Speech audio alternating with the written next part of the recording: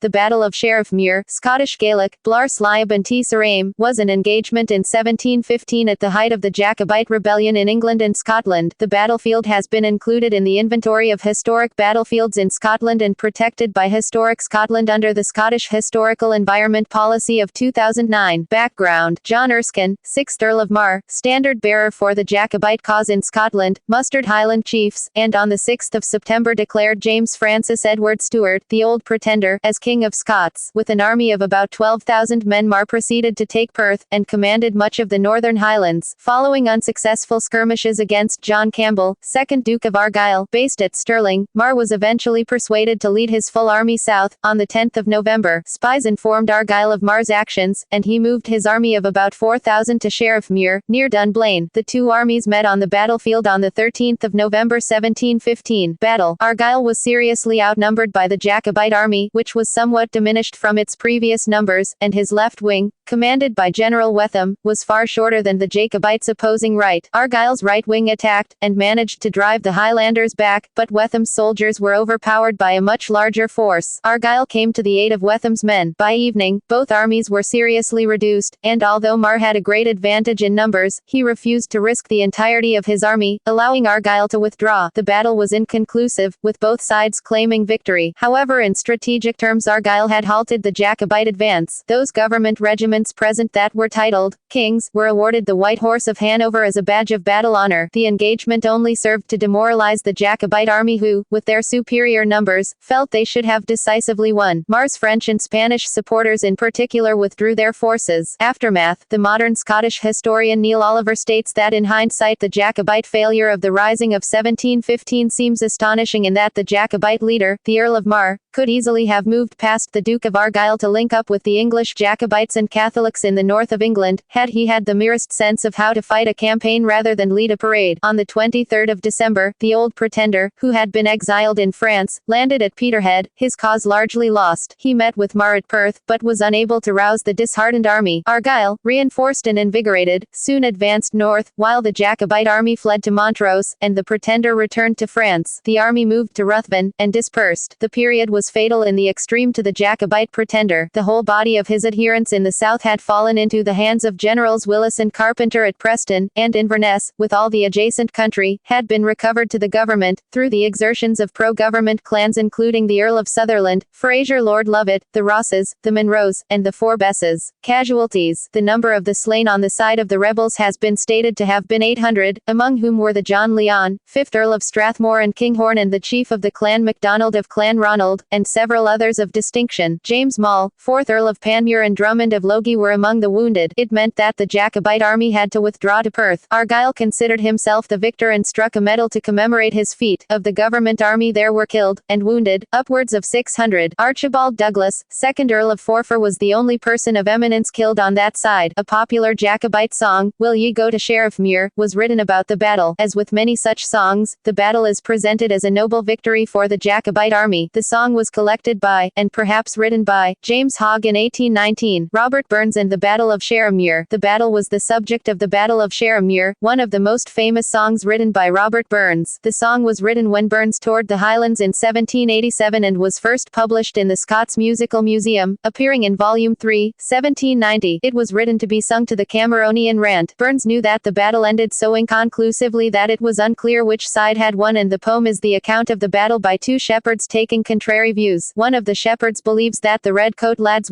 black cockades routed the rebels, painting a fearful picture of how they managed to huff the clans like nine-pin Kyles. The other shepherd is just as convinced that the Jacobites did pursue the horsemen back to Forth, man, with the eventual result that, mony a huntite, poor redcoat, for fear a mace did swarf, man. Dissatisfied with the first published version of the poem, Burns rewrote it sometime after 1790. The revised version was published after Burns' death by his editor, James Curry MD, in the Complete Poetical Works of Robert Burns, with explanatory and glossarial notes, and a Life of the Author, 1800. References and bibliography: Smurthwaite, David, Ordnance Survey Complete Guide to the Battlefields of Britain, Webb and Bauer Limited, 1984. Milliham, Patrick, 2000, Difficulties Be Damned, The King's Regiment, A History of the City Regiment of Manchester and Liverpool, Fleur de Lis, ISBN 1-873907-10-9.